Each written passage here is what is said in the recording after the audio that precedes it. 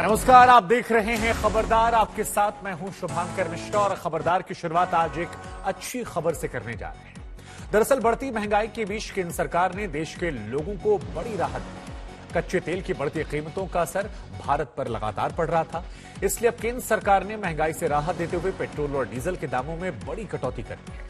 वित्त मंत्री निर्मला सीतारमण ने ट्वीट करके आज ये खुशखबरी दी। खुशखबरी क्या है, ये भी हम आपको बताएंगे।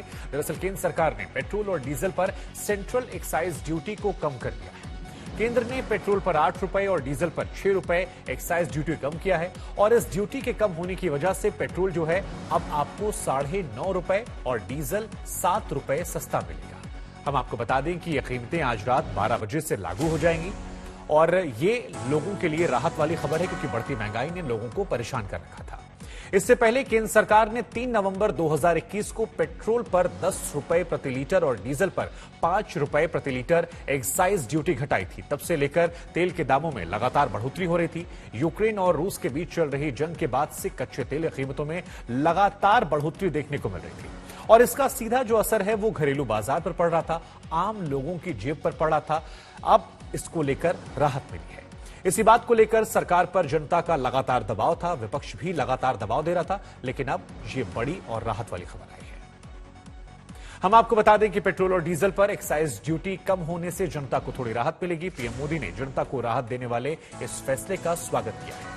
प्रधानमंत्री नरेंद्र मोदी ने आज एक ट्वीट किया और लिखा कि हमारे लिए जनता पहले है। आज का फैसला खासकर पेट्रोल और डीजल के दामों में की गई कटौती से तमाम क्षेत्रों पर सकारात्मक असर डालेगा। देश के नागरिकों को इस कदम से राहत मिलेगी। अलग अलग सेक्टर में लोगों को इसका फायदा मिलेगा। अब हम आपको तेल की कीमतों का गणित समझाने की कोशिश करते हैं। ये तो आप जानते ही हैं कि पेट्रोल डीजल की कीमतें जो हैं वो हर दिन के हिसाब से तय होती हैं। इसलिए अगर हम 16 मई को दिल्ली में पेट्रोल और डीजल की कीमतों का गणित देखें तो दिल्ली में 16 मई को पेट्रोल की कीमत थी 105 रुपए 41 पैसे प्रति लीटर। इसमें बेस प्राइस जो है वो 56 रुपए 33 पैसे है। माल ढुलाई का खर्च जो है वो 20 पैसे है। एक्साइज ड्यूटी जो है वो 27 रुपए 90 पैसे है। इसके अलावा डीलर का कमीशन जो है वो 3 रुपए 85 पैसे, वैट लगता है 17 रुपए 13 पैसे और इस तरह से कुल मिलाकर पेट्रोल का दाम जो है वो दिल्ली में 105 रुपए 41 पैसे हुआ था। ये पूरा गणित है पेट्रोल की कीमत का कि किस हिसाब से पेट्रोल का भाव लगकर आप तक पहुंचता है या आप उसे जब भरवाने जाते हैं तो क्या क्या चीजों के दाम आपको देने पड़ते हैं। इसी तरह से हम आपको बता दें कि डीजल की कीमतें भी जो हैं वो दिल्ली में 16 मई को 96 रुपए 67 पैसे थी। इनमें बेस प्राइस और माल ढुलाई मिलाकर जो कीमत होती है वो है 58 रुपए 16 पैसे। एक्साइज ड्यूटी जो है वो 21 रुपए 80 पैसे है। यहां पर डीलर का जो कमीशन आता है वो 2 रुपए 59 पैसे आता है, वैट 14 रुपए 12 पैसे और इस तरह से दिल्ली में कुल कीमत जो है वो 96 रुपए 67 पैसे है। हम आपको बता दें पेट्रोल और डीजल की कीमतों में क्या क्या जुड़ा होता है ये भी आपको समझाते हैं। ये गणित हमने आपको दिखाया, समझाया। अब अगर एक तरह से देखा जाए तो आपको दिल्ली में पेट्रोल जो है वो करीब 96 रुपए और डीजल 90 रुपए का अब मिलेगा, क्योंकि दाम जो है वो काफी बदल गए हैं।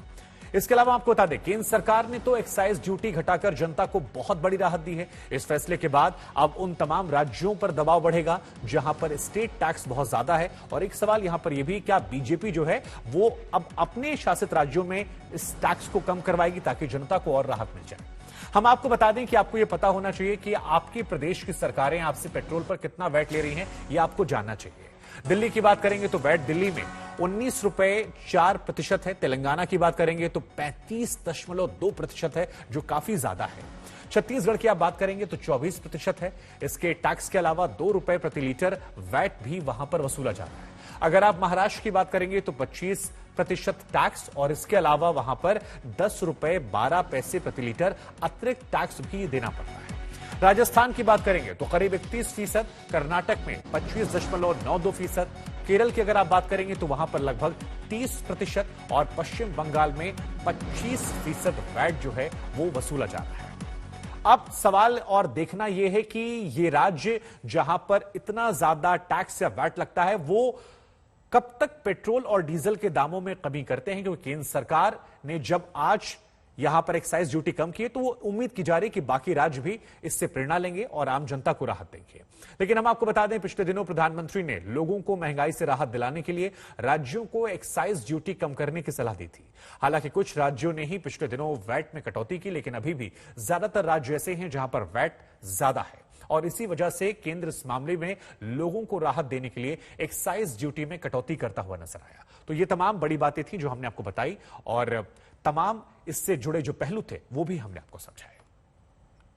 कुछ राज्यों ने तो भारत सरकार की इस भावना के अनुरूप यहां टैक्स कम कर दिया, लेकिन कुछ राज्यों द्वारा अपने राज्य के लोगों को इसका कोई लाभ नहीं दिया गया।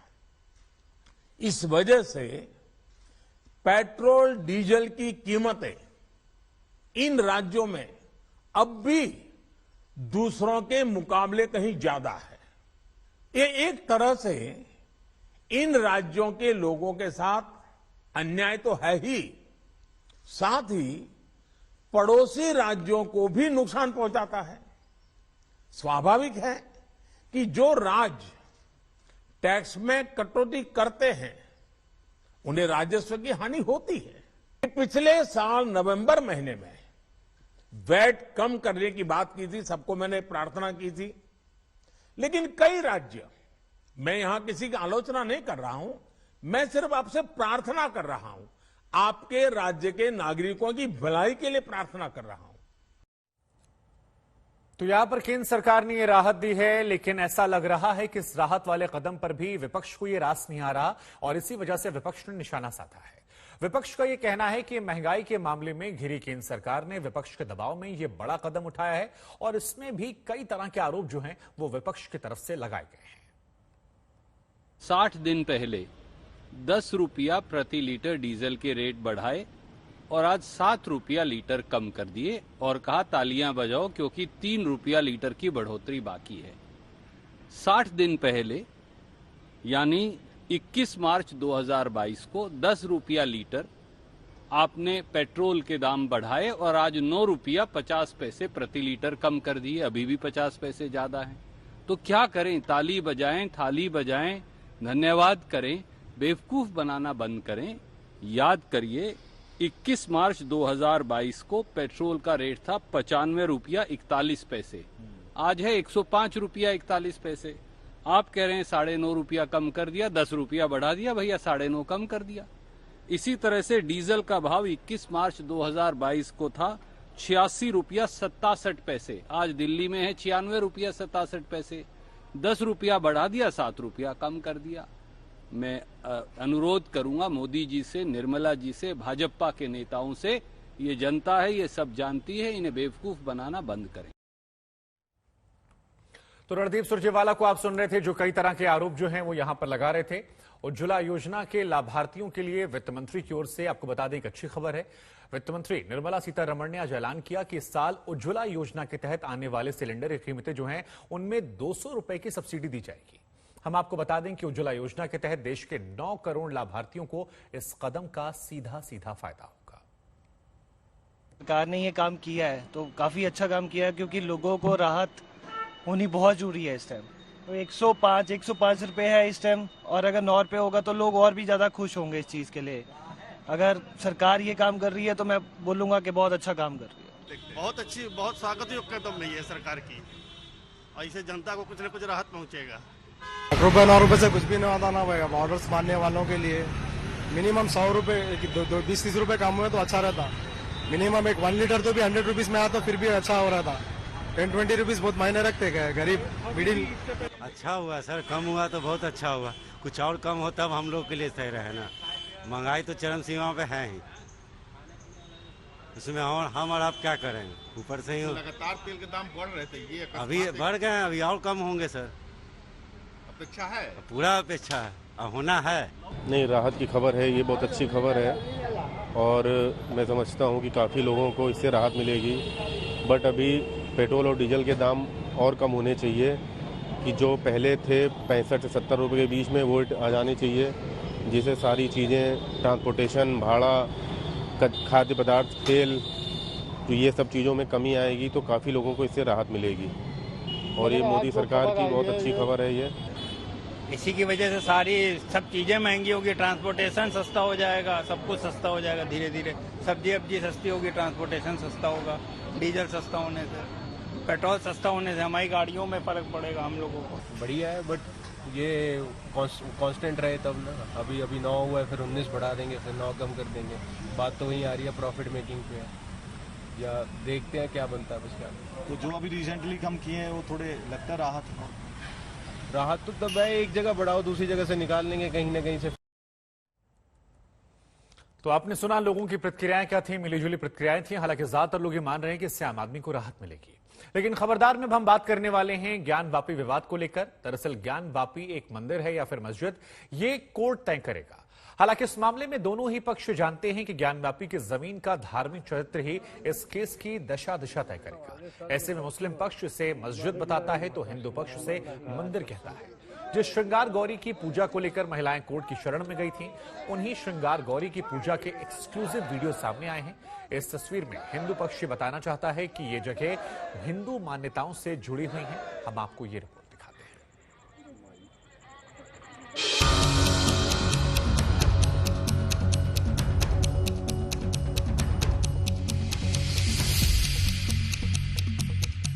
ज्ञान वापी विवाद दो पक्षों के धार्मिक मान्यताओं की लड़ाई है। ये इस जगह के धार्मिक चरित्र के असली पहचान की जंग है। ये मामला ऐतिहासिक तथ्यों से जुड़े सच की तलाश में उलझा हुआ है। इसमें कोई दो राय नहीं कि ज्ञान वापी मस्जिद में पिछले कई सौ सालों से नमाज पढ़ी जा रही थी। लेकिन ये भी एक ऐतिहासिक तथ्य है कि औरंगजेब ने 1669 में मंदिर तोड़वा कर ही मस्जिद का निर्माण करवाया। इस परिसर में मिल रहे सबूत इसके पुरातन हिंदू मंदिर होने की कहानी बयां करते हैं। हिंदू संस्कृति से जुड़े इन चिन्हों ने इस विवाद को और गहरा किया है और जिला अदालत अब ज्ञान वापी का भविष्य तय करेगा। कोर्ट में इसी बात पर जिरह हो सकती है कि इस संपत्ति का धार्मिक चरित्र क्या है। 1991 की पूजा स्थल अधिनियम के तहत धार्मिक चरित्र ही इस संपत्ति का भविष्य तय करेगा। क्या आप तमाम लोग अहद लेते हैं कि हम कोई मस्जिद को नहीं खोएंगे? अब हम दोबारा नहीं इनको डसने देंगे। मस्जिद है और रहेगी इंशाअल्लाह ताला सुबह क़यामत तक। ज्ञानवापी मस्जिद थी और जब तक अल्लाह दुनिया को कायम रखेगा मस्जिद रहेगी इंशाअल्लाह ताला। और हमारा काम यह है कि हम अपने मस्जिदों को आबाद रखें। 1936 में दीन मोहम्मद ने एक सूट फाइल किया था और दीन मोहम्मद ने जो सूट फाइल किया था उसमें 16 गवाहों की गवाही सरकार ने करवाई थी। हालांकि उसमें हिंदू कोई प्रतिवादी नहीं था, हिंदू को ऐड नहीं किया जाता, पर भारत सरकार उसमें प्रतिवादी थी और उन्होंने 16 हिंदुओं को की गवाही कराई थी। गवाहों की भी जानकारी है इसमें? और गवाही इस बात को कराई थी बतलाने के लिए कि स्थान का चरित्र है वो हिंदू है, यह धार्मिक स्वरूप हिंदू है और यह पूजा पाठ उसमें हो रही थी। मुस्लिम पक्ष ज्ञानवापी का धार्मिक चरित्र मस्जिद मानता है, जबकि हिंदू पक्ष इससे इनकार करता है। उनका दावा है कि हजारों वर्षों से यहाँ भगवान आदि विश्वेश्वर और माता श्रृंगार गौरी की पूजा अर्चना होती रही है। इस तर्क से जुड़ा सच ये तस्वीरें भी हैं।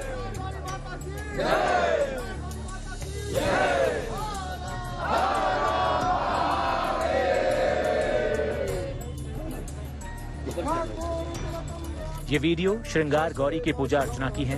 ये पूजा हर साल चैत्र नवरात्र के चतुर्थी तिथि को हुआ करती थी।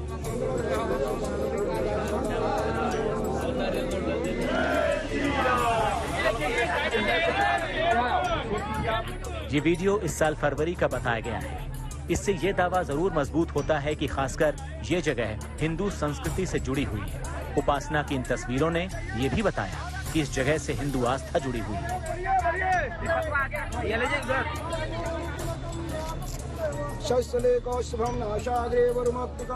श्रृंगार गौरी के पुजारी व्यास परिवार का दावा है कि यहाँ पर सदियों से पूजा होती आई है, लेकिन 1991 के बाद से यहाँ साल में सिर्फ एक दिन ही पूजा की इजाजत मिली।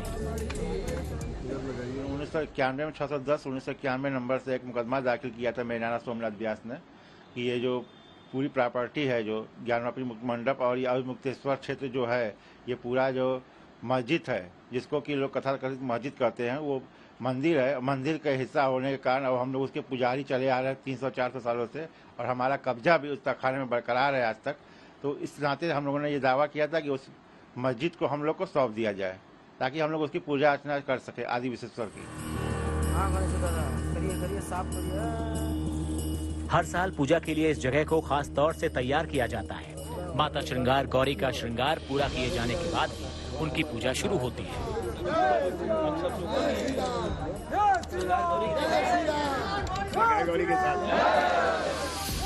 वीडियो में माता श्रृंगार गौरी के विग्रह की पूजा के दौरान जय श्री राम का उद्घोष भी सुनाई देता है। दरअसल चैत्र नवरात्र में यहाँ राम कथा का आयोजन भी किया जाता रहा है।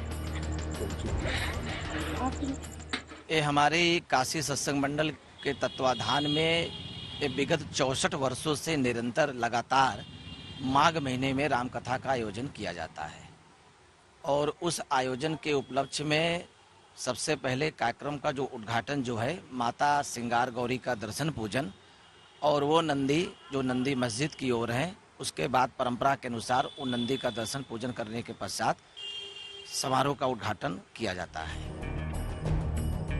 आपने नंदी जी की ये तस्वीर देखी थी जिसमें वो ज्ञानवापी मस्जिद के वजूखाने की ओर देखते हुए नजर आए थे। इसी वजूखाने की जांच में शिवलिंग जैसी शिला मिली है।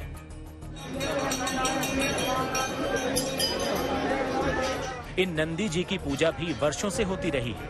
ये वीडियो इसकी तस्दीक करता है। श्रृंगार गौरी की पूजा और उसके अलावा नंदी जी की पूजा के वीडियो से हिंदू पक्ष का ये तर्क मजबूत होता है कि यहाँ पूजा उपासना होती रही है। इस वजह से कोर्ट के लिए ज्ञानवापी के धार्मिक चरित्र की व्याख्या करना थोड़ा मुश्किल जरूर होगा, क्योंकि ईश्वर की आराधना के मामले में दोनों ही पक्ष अपने हिस्से का सच बता रहे हैं। वाराणसी से कुमार अभिषेक, आज तक। अब हम आपको ज्ञानवापी से जुड़ा एक पुराना वीडियो दिखाने जा रहे हैं जिसके बारे में यह दावा किया जा रहा है कि यह तहखाने का वीडियो है। दावा है कि तहखाने के इस वीडियो में 2 जगह दिखाई पड़ रही है, वो व्यास परिसर के पास की थी। ज्ञानवापी के तहखाने में 4 कमरों में से 1 कमरा व्यास परिवार के पास था। ये उसी का पुराना वीडियो है। इस वीडियो में बांस बल्लियां नजर आ रही हैं। कहा जा रहा है कि व्यास परिवार ही इस कमरे की देखभाल किया करता था। तो ज्ञानवापी तहखाने का यह पुराना वीडियो इस वक्त सोशल मीडिया पर सामने आया है और इस वक्त हम आपको आज तक पर यह दिखा रहे हैं। यह बताया जा रहा है कि इस कमरे की जिम्मेदारी जो है वो व्यास परिवार के पास थी और अब इस कमरे के फुटेज जो हैं वो सामने आए हैं।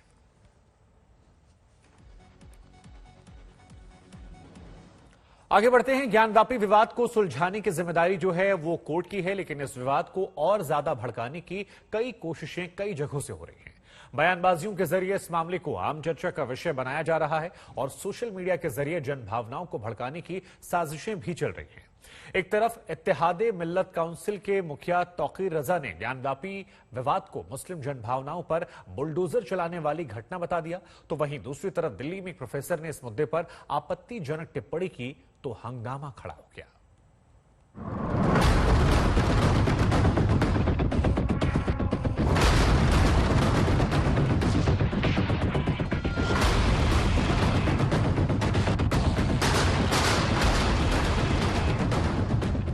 हिंदू और मुस्लिम पक्ष कोर्ट में अपनी बात जब रखेंगे तब रखेंगे, लेकिन उससे पहले बयानों की तलवारों से विचारों का युद्ध शुरू हो गया।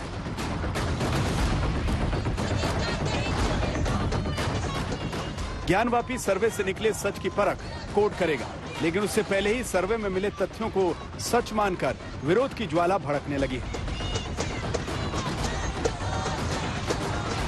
हिंदू पक्ष ज्ञानवापी में मिल रहे प्रतीकों को देखकर मन ही मन उत्साहित हो रहा है, तो दूसरी तरफ मुस्लिम पक्ष शिवलिंग वाले दावों को फव्वारा चलाकर धोना चाहता है। विवाद को नई चिंगारी इत्तेहादे मिल्लत काउंसिल के मुखिया मौलाना तौकीर रजा ने लगाई है। हिम्मत है तो लाल किले पर बुलडोजर चला, ताजमहल पर बुलडोजर चला, हम तेरे साथ हैं। अगर ये काम तू करता है तो हम मान लेंगे कि ज्ञानवापी में कोई फव्वारा नहीं है।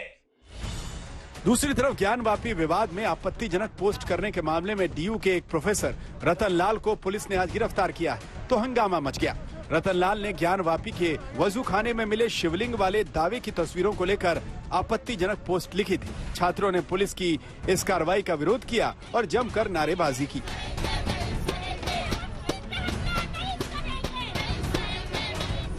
आप देखिए यहाँ पे तमाम छात्र यहाँ पर पहुंचे हुए हैं, लेकिन इन छात्रों के पहुंचने से पहले ही हम आपको बाहर की तस्वीरें दिखाते हैं, यहाँ के सुरक्षा के इंतजाम दिखाते हैं। आप देखिए किस तरीके से यहाँ पर पुलिस की मौजूदगी है। दिल्ली पुलिस को इसके बारे में पहले से ही जानकारी थी और यही वजह है कि पुलिस ने यहाँ पर सुरक्षा के पुख्ता इंतजाम किए थे। तमाम आला अधिकारी, इलाके के आसपास के थानों के SHO, इसके अलावा पैरामिलिट्री फोर्सेस के जवानों की भी यहाँ पर तैनाती की गई है। प्रदर्शनकारी छात्र प्रोफेसर की गिरफ्तारी को गलत बताकर हंगामा करते रहे। विवादित पोस्ट को लेकर उनका तर्क अभिव्यक्ति की आजादी था। शिकायत क्या है? शिकायत कौन?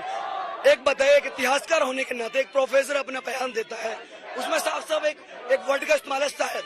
अब शायद जब लिखे तो ऐसा उन्होंने बोला, उन्होंने अपना ओपिनियन दिया कि शायद ऐसा हो सकता है। पहली बार तो अभी प्रूफ नहीं हुआ है कि वहाँ शिवलिंग ही है, ऐसा कुछ प्रूफ। लेकिन इतिहासकार, एक प्रोफेसर, उन्होंने अपना बयान दिया था कि शायद ऐसा हो सकता है। तो मैं मानता हूँ ये तमाम जो प्रगतिशील हैं, जो तमाम लोग हैं प्रगतिशील विचारधारा के लोग, वो इस चीज को गलत रहे हैं। हालांकि काफी देर तक हंगामा चलने के बाद प्रोफेसर रतन लाल को 30 हजारी कोर्ट से जमानत मिल गई। विवादित पोस्ट की शिकायत करने वाले इसे जन भावनाओं को भड़काने वाली पोस्ट बताकर कार्रवाई की मांग कर रहे हैं। इतना आपत्तिजनक बात उसके अंदर लिखी गई थी कि मैं उसको मेंशन नहीं करना चाहूंगा। उसको लेकर मैंने जो धार्मिक भावनाएं आहत हुई, मेरी भी बीइंग अ हिंदू, और जो और इतने सारे लोगों जो इस चीज को लेकर बहुत सेंसिटिव थे, मैंने एक शिकायत Delhi police cyber cell north के पास लॉन्च किया, जिसके बाद एक FIR लॉन्च हुआ। और FIR के बाद मैं 2 दिन से यही इंतजार कर रहा था कि कब अरेस्टिंग होगा। कल रात को मुझे इन्फॉर्मेशन मिला था कि they are going to arrest.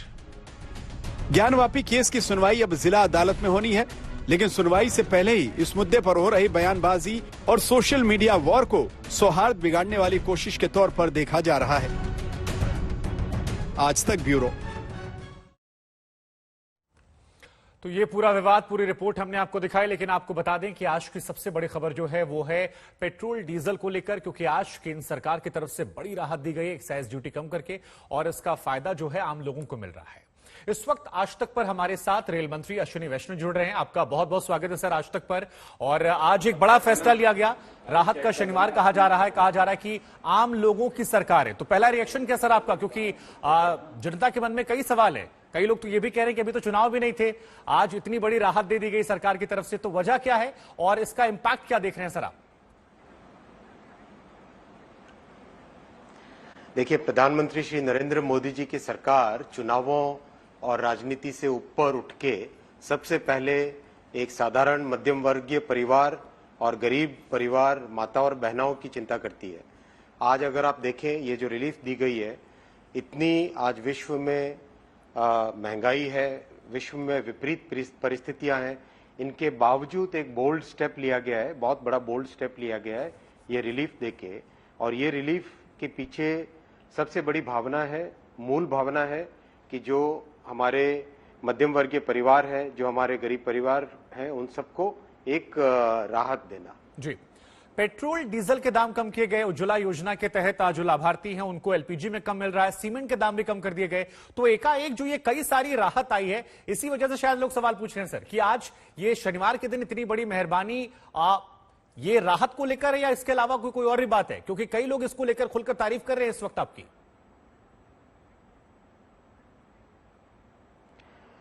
देखिए, मैं फिर कहूंगा, आपने देखा कोरोना के समय किस तरह से मोदी जी ने भारत की इकोनॉमी को एक बहुत डिफिकल्ट पीरियड से निकाला।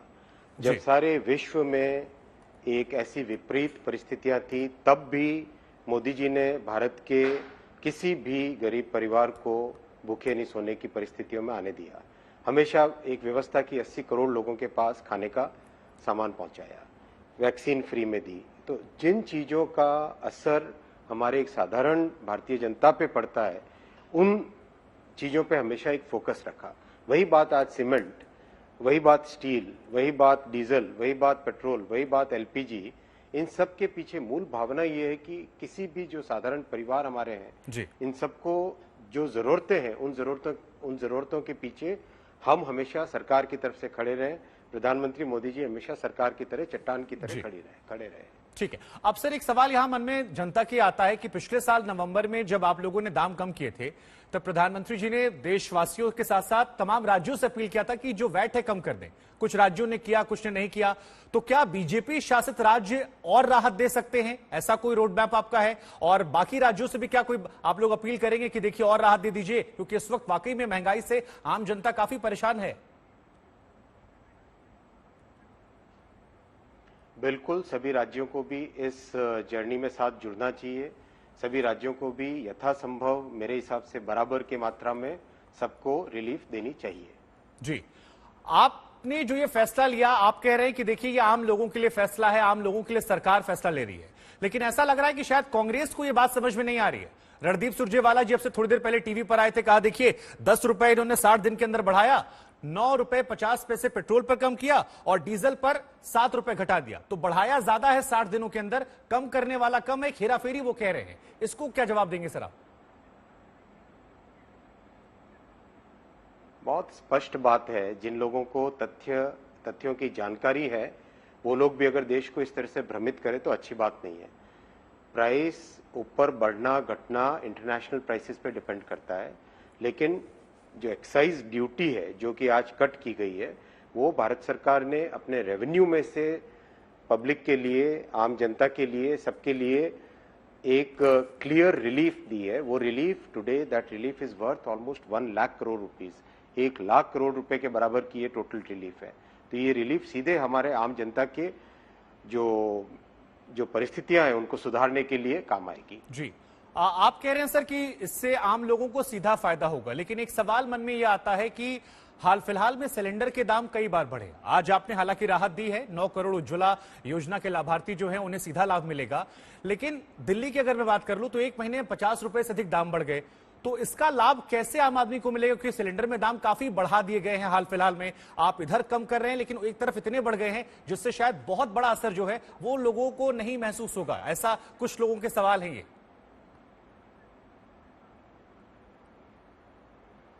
जितने भी लोगों से आप बातचीत करके देखिए, सभी के घरों में आप माताओं और बहनों से पूछिए, अगर जब इंटरनेशनल प्राइसेस बढ़ रहे हैं एक तरफ, तो हमारे हाथ में इंटरनेशनल प्राइसेस का कंट्रोल तो नहीं होता है। हमारे हाथ में है कि जो एक्साइज ड्यूटी है, जो टैक्सेस हैं, उनको हम कम करें। वही किया गया है, वही एक राहत दी गई और ये बहुत बड़ी राहत है। इस राहत का जो असली अनुभव है वो हमारे परिवार ही समझ सकते हैं। जी सर, अब क्योंकि आप कह रहे हैं कि राहत दी गई है, लोगों की प्रतिक्रियाएं भी आ रही है, लोग भी आज शनिवार को राहत वाला शनिवार कह रहे हैं। अब आप ये बताइए, क्या इससे सरकार पर कोई बोझ पड़ेगा? और विपक्ष ये कह रहा है कि देखिए हमने लगातार दबाव बनाया था, तो ये लोगों के हित में फैसला लिया गया है, या वो जो दबाव जिसका जिक्र किया जा रहा है बार बार कि महंगाई बहुत ज्यादा बढ़ गई थी, सरकार के सामने ऑप्शन नहीं था, जो बात विपक्ष कह रहा है? हमें पूरा मैक्रो इकोनॉमिक पिक्चर समझना चाहिए। आज हमारी इकोनॉमी 232 लाख करोड़ की इकोनॉमी है। भारत सरकार का बजट, भारत सरकार की जो बैलेंस शीट है, इस बैलेंस शीट को किस तरह से आम परिवारों के लिए यूज किया जाए, वो एक सबसे बड़ी भावना है। इसमें बहुत ही स्पष्ट तरीके से अगर आप देखिए, हमारे बजट की पोजीशन अगर देखें तो आप अगर फर्टिलाइजर की सब्सिडी भी बढ़ानी पड़ी, चाहे जो गरीब कल्याण अन्न योजना के तहत हमारे ग्रामीण परिवारों को सबको जो अन्न और एक्स्ट्रा देना पड़ा, वो सब भी दिया, लेकिन कभी भी इसके पीछे ये भावना रही कि किस तरह से लोक हित हो, किस तरह से लोक परोपकारी हो, न कि कोई इसमें किसी के प्रेशर की बात नहीं है। ये सीधी बात है कि हम हमेशा गरीबों के हित के लिए, जैसा प्रधानमंत्री जी ने कहा, पीपल फर्स्ट। हम सरकार है किसके लिए? सरकार बिल्कुल नागरिकों के लिए ही तो है। तो इन नागरिकों के लिए सर आखिरी सवाल फिर जाने से पहले, बीजेपी शासित राज्य क्या कुछ और कर सकते हैं, राहत दे सकते हैं आगे आने वाले वक्त में? कोई ऐसी योजना आप लोग की है, प्लानिंग? मैं निवेदन करूंगा सबसे, सभी राज्य मिलकर जितना टैक्स कम कर सके जरूर कम करें। ठीक है, बहुत बहुत शुक्रिया सर आपका। और अश्विनी जी को आप सुन रहे थे जो ये कह रहे थे कि मैं अपील करूंगा बाकी राज्य जो हैं वो भी कम करें। बीजेपी शासित राज्यों से भी अपील की, कहा कि लोगों की सरकार है, लोगों के लिए फैसला लिया गया है और लोगों को इसका फायदा मिलेगा। विश्व में इस वक्त दुनिया परेशान है, ऐसे में भारत पर भी उसके असर पड़ रहे हैं, लेकिन इन सब के बीच में लोगों के लिए ख्याल किया गया है। तो ये बड़ी बात थी। हम आपको एक बार फिर से बता दें कि आज पेट्रोल डीजल के दाम जो हैं वो कम किए गए हैं, एक्साइज ड्यूटी जो है वो कम की गई है और उसी को लेकर इस वक्त हम केंद्रीय मंत्री से बातचीत कर रहे थे। तमाम बड़ी बातें उन्होंने कही। कहा विपक्ष का इस पर कोई दबाव का असर नहीं है, ये सरकार की लोगों को लेकर जो सोच है, समझ है और लोगों के हित में काम करने की जो उसकी नीयत है, उसके तहत यह काम किया गया है। वापस लौटते हैं ज्ञानवापी को लेकर। ज्ञानवापी विवाद को लेकर बीजेपी फिलहाल कुछ भी विवादित बोलने से बच रही है। लगातार इस मामले को कोर्ट में सुलझाए जाने की बात कहती है, लेकिन दूसरी तरफ राहुल गांधी ने लंदन में इस मामले में सत्ताधारी बीजेपी को घेरा और बीजेपी पर धार्मिक ध्रुवीकरण का आरोप लगा दिया। कुछ पार्टियों का इकोसिस्टम पूरी शक्ति से देश को मुख्य मुद्दों से भटकाने में लगा हुआ है। India is not in a good place. The BJP has spread kerosene all over the country. देश में ज्ञानवापी विवाद के बाद जो स्थितियां बनी हैं, उसमें हिंदू और मुस्लिम पक्ष की धार्मिक मान्यताओं को बहस के स्तर पर ला खड़ा किया है। वैसे तो दोनों पक्ष कोर्ट में अपना दावा पेश कर रहे हैं, लेकिन उसकी चर्चा देश की गलियों में ही नहीं, विदेशी गलियों में भी होगी, ये तय हो गया है। ज्ञानवापी मुद्दे के बीच राहुल गांधी ने लंदन की कैम्ब्रिज यूनिवर्सिटी में एक सेमिनार में सत्ताधारी पार्टी बीजेपी पर बड़े आरोप लगाए हैं। उनके मुताबिक बीजेपी देश में धार्मिक ध्रुवीकरण की जिम्मेदार है। We are sitting on a powder keg, right? We are sitting on a India that is primed, right? We have massive level of polarization. India is not in a good place. The BJP has spread kerosene all over the country. You need one spark and we'll be in big trouble. अभी कल ही BJP कार्यकारिणी की बैठक में PM Modi के संबोधन को ज्ञानवापी विवाद से पनपे माहौल से जोड़कर देखा जा रहा था। पीएम मोदी ने बीजेपी पदाधिकारियों से इस तरह के मुद्दों से दूर रहने की सलाह दी। हमें कभी कोई शॉर्टकट नहीं लेना है। हमें देश हित से जुड़े जो भी बुनियादी विषय हैं, जो कोर इश्यूज हैं, उन्हीं पर आगे बढ़ना है। कदम को दाएं बाएं जाने नहीं देना है। जुबान को इधर उधर फिसलने नहीं देना है। लंदन में राहुल गांधी ने केवल धार्मिक ध्रुवीकरण की बात ही नहीं कही, बल्कि लद्दाख और डोकलाम को लेकर भी बीजेपी पर निशाना साधा। राहुल के मुताबिक चीन ने लद्दाख और डोकलाम में यूक्रेन जैसे हालात बना दिए हैं, लेकिन भारत सरकार इस पर एक्शन नहीं ले रही। Chinese troops are sitting inside India today, right? They've just built a huge bridge over the Pangong Lake. Why are they doing that? Right? They are setting up the infrastructure. They're obviously preparing for something. Right? But the government doesn't want to talk about it. Government wants to stifle the conversation. That's bad for India. I mean, they can keep saying that I raised the China issue. Yes, I raised the China issue because I'm worried about it. I'm worried that Chinese troops are sitting inside India and I can see exactly what is happening in Ukraine. PM के संबोधन के 24 घंटे बाद ही राहुल गांधी ने अपने बयानों से BJP को घेर लिया। हालांकि बीजेपी ने राहुल गांधी के खिलाफ ये कहकर मोर्चा खोला कि मोदी विरोध के नाम पर राहुल गांधी देश का अपमान करने लगे। कभी जो है वो देश के लोगों को कहने लग गए, देश में और विदेश में बताने लगेंगे कि देश का अल्पसंख्यक असुरक्षित है। तो ये जो मोदी बैशिंग की इनकी सनक थी, आज भारत बैशिंग की साजिश का रूप ले चुकी है और ऐसी साजिशों के प्रति जीरो टॉलरेंस हिंदुस्तान के लोगों का भी है और व्यवस्था का भी होना चाहिए। ये आदत हो गई है राहुल गांधी और गांधी परिवार की, मोदी जी से नफरत की आग में जलते जलते वो भारत माता के खिलाफ ही वक्तव्य देने लगे। दरअसल कल पीएम मोदी ने अपने संबोधन में देश में नफरत वाली सियासत के खिलाफ लड़ाई का संकेत दिया और खास तौर पर परिवारवाद वाली सियासत पर तीखा प्रहार किया था। माना जा रहा है कि इसी वजह से राहुल गांधी ने बीजेपी पर गंभीर आरोप लगाए। ये राजनीतिक दल अपने स्वार्थ के लिए समाज में जो छोटी मोटी तनाव होते हैं, कुछ कमजोरियां होती हैं, कुछ परसेप्शन होते हैं, उसे ढूंढ ढूंढ करके उसमें जहर डालने का काम करते रहते हैं। ज्ञानवापी को लेकर बीजेपी धार्मिक टिप्पणी करने से बचती नजर आ रही है। तो दूसरी तरफ कांग्रेस इस मुद्दे को बीजेपी की ध्रुवीकरण वाली राजनीति बताकर इसे गर्म रखना चाहती है। आज तक ब्यूरो। राहुल गांधी के बयान पर आए सियासी तूफान के बाद देश में बिगड़ते मौसम की बात कर लेते हैं। इस समय लगभग पूरे उत्तर भारत में भयानक आंधी तूफान का खतरा बना हुआ है। लगातार यहां पर आंधी तूफान देखने को मिल रहा है। आपको बता दें कि उत्तराखंड में पहाड़ गिरने से 10,000 से ज्यादा यात्री सड़कों पर फंस गए हैं। तो वहीं बिहार की बात करेंगे, 16 जिलों में तेज आंधी ने तबाही मचाई है। बिहार में बिजली गिरने से 33 लोगों की मौत हो गई। असम में भारी बारिश और बाढ़ की वजह से 7 लाख से ज्यादा लोगों की जिंदगी पर खतरा मंडरा रहा है। बाढ़ में फंसे लोगों को बचाने के लिए भारतीय वायुसेना की टीमें लगातार काम कर रही हैं, लेकिन बारिश और बाढ़ से हालात लगातार बिगड़ते जा रहे हैं।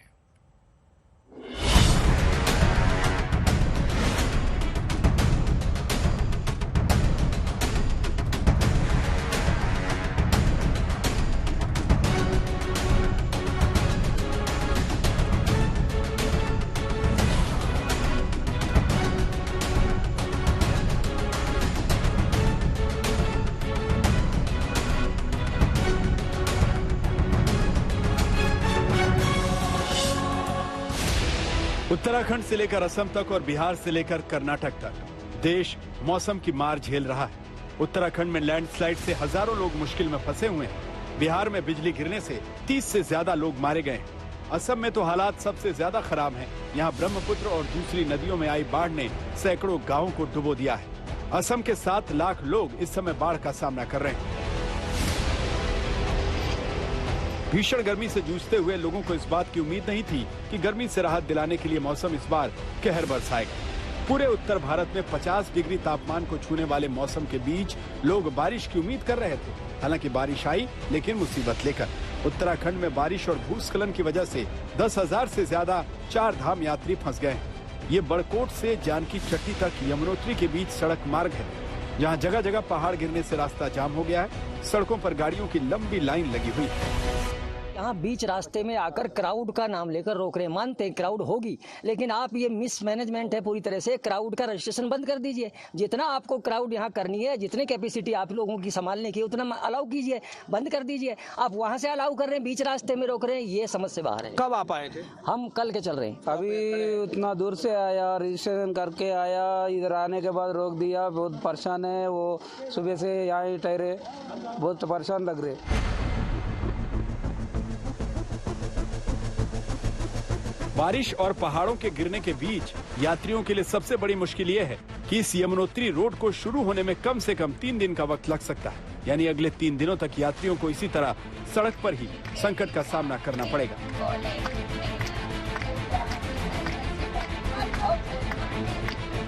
उत्तराखंड में मौसम की इस मार के बाद बिहार के 16 जिलों पर गिरी मौत की बिजली भी देख लीजिए। प्री मानसून की पहली बारिश के दौरान आसमानी बिजली और आंधी तूफान से 33 लोगों की मौत हुई। इसमें सबसे ज्यादा 7 लोगों की मौत भागलपुर और 6 लोगों की मौत मुजफ्फरपुर में हुई। मारे गए लोगों के परिवार वालों को सीएम नीतीश कुमार ने 4-4 लाख रुपए का मुआवजा देने का ऐलान किया है। उत्तर भारत में आई मौसम की तबाही में अब असम में आई भारी बाढ़ का मंजर भी देख लीजिए। असम राज्य आपदा प्रबंधन प्राधिकरण के मुताबिक 1,500 गांव बाढ़ के पानी में डूब चुके हैं। बाढ़ की चपेट में आए इलाकों में सबसे ज्यादा दिक्कत नगांव और कछार जिले में है। यहां करीब 4 लाख लोग बाढ़ से बुरी तरह प्रभावित हुए हैं। असम की कामपुर की ये स्थिति है। रास्ते जो कंक्रीट के बने थे वो यहाँ पर हम दिखा रहे हैं कि कैसे हेवी फ्लडिंग के कारण, बारिश के हेवी स्रोत के कारण, पानी के स्रोत के कारण कैसे ये रास्ता कंप्लीटली डिवास्टेड हो गया। स्थानियों से हमने बात की कि सामने भी ऐसा एक नज़ारा मिलेगा और लोगों को एनडीआरएफ या फिर जो लोकल्स हैं वो बोट से यहाँ तक आ रहे हैं। ये पूरा का पूरा इलाका जो है, अगर मैं अपने कैमरा पर्सन को दिखाने को कहूँ तो आप देखेंगे कि ये एक नदी की तरह दिखता है, लेकिन ये एग्जैक्टली एक एग्रीकल्चरल फील्ड है। यहाँ पे खेत हुआ करते थे जो कि इस भारी बरसात और ये फ्लडिंग के कारण आहिस्ता आहिस्ता कैसे नदी में तब्दील हो चुके हैं। और यहाँ पे फसल भी यहाँ पे ये फसल भी यहाँ का जो है वो नष्ट भी हो चुका है। बाढ़ में डूबे हुए गांव से लोगों को बचाने के लिए भारतीय वायुसेना को बुलाना पड़ा है। लोगों को राहत सामग्री पहुंचाने से लेकर उन्हें सुरक्षित इलाकों तक पहुंचाने के लिए भारतीय वायुसेना के ट्रांसपोर्ट विमान Mi-17 हेलीकॉप्टर सहित चिनूक हेलीकॉप्टर तैनात किए गए, लेकिन भारी बारिश और बाढ़ की वजह से मुसीबत कम होने का नाम नहीं ले रही। तो तमाम खबरों से खबरदार करने के बाद आज के खबरदार में इतना ही। कल फिर होंगे हाजिर, लेकिन देश और दुनिया की तमाम खबरों की आप देखते रहिए आज तक। आज के लिए इजाजत, नमस्कार।